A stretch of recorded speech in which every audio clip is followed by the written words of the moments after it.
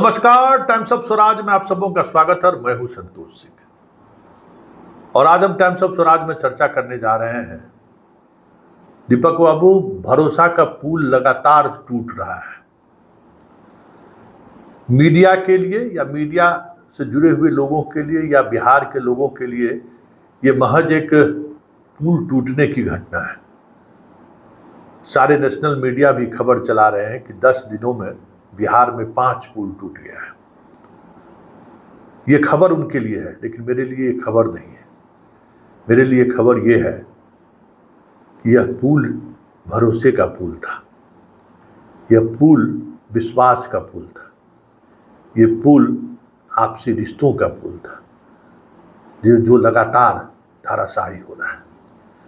दीपक बाबू, नीतीश कुमार जिस मानसिक दौर से गुजर रहे हैं उसमें आप जैसे अधिकारियों पर विशेष उम्मीद हम लोग जैसे पत्रकार ने कर रखा था, अभी भी उम्मीद है।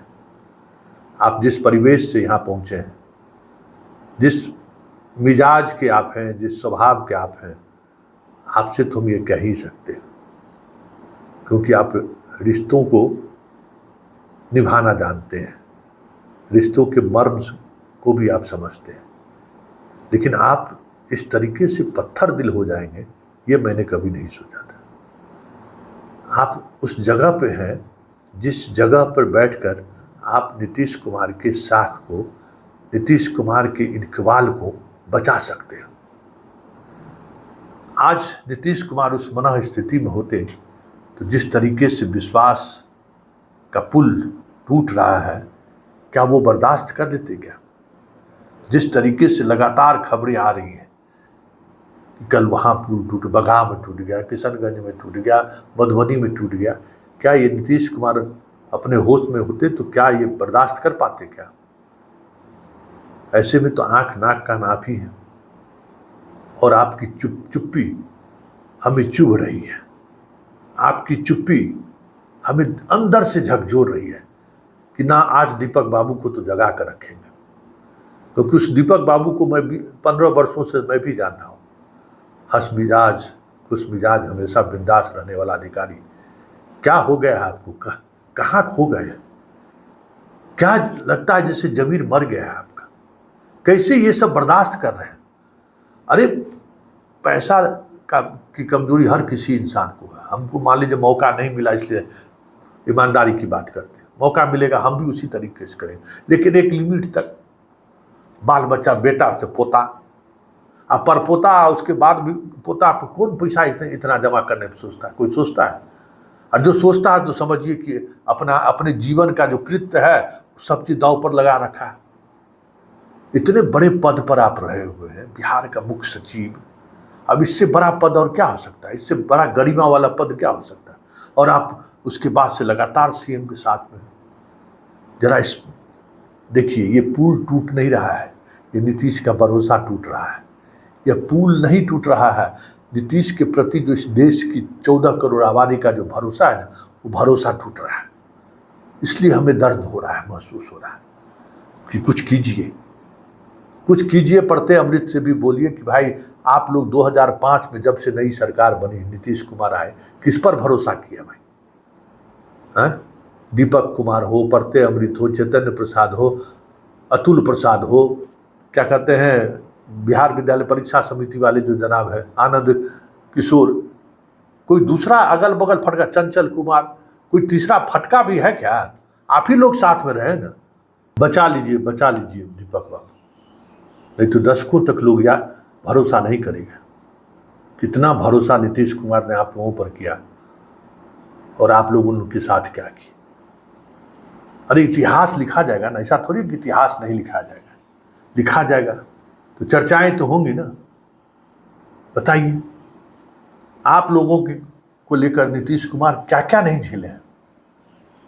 गठबंधन तक टूटने की वजह आप ही लोग हैं, कोई दूसरा थोड़ी है। हर कोई जानता है कि किस तरीके से दबिश बनाई जाने लगी थी, किस तरीके से फाइल खोलनी शुरू हो गई थी।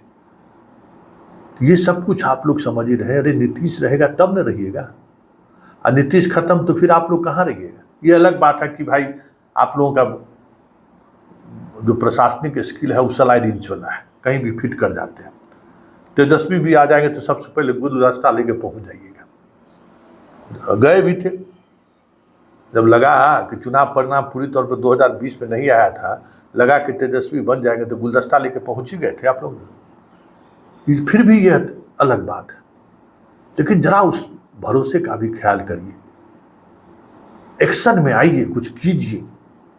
मंत्री घूम रहे थे कहाँ, कौन भोला बाबा और पार्वती बाबा को आजकल घूमते रहते, देवी माँ का मंदिर, पता नहीं भगवान कहाँ बसता है, खोजने कहाँ जाते हैं मंत्री जी।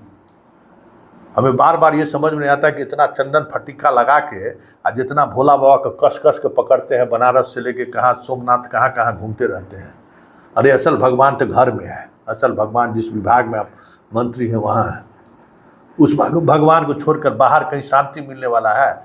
चाहे घर परिवार में सब सांसद मंत्री संतरी सब काहे न बन जाए, जितना कुछ बनिएगा उतना अशांति आएगा, शांति नहीं मिलेगा। इसलिए दीपक बाबू, जीवन का मूल मंत्र यही है, भरोसा जिसने किया है ना, उसके भरोसे पर खरे उतरिए, इतिहास माफ नहीं करेगा। क्यों जिला जवारी होके भी जो है बदनाम करिएगा दरभंगा जिला को, है? सब कुछ पढ़ाई लिखाई वहाँ से किए, कुछ दिखाइए, कुछ जगाइए। अरे सब आप ही पर भरोसा है ना, किसी पर क्या कोई भरोसा है? आप ही पर है ना, है? आप भरोसा को जगाइए, भरोसा बनाए रखिए कि नवीन पटनायक वाला हाल नीतीश कुमार को करा दीजिएगा, है? क्या सोचते हैं कि इनका भी वही हाल करा ही दें?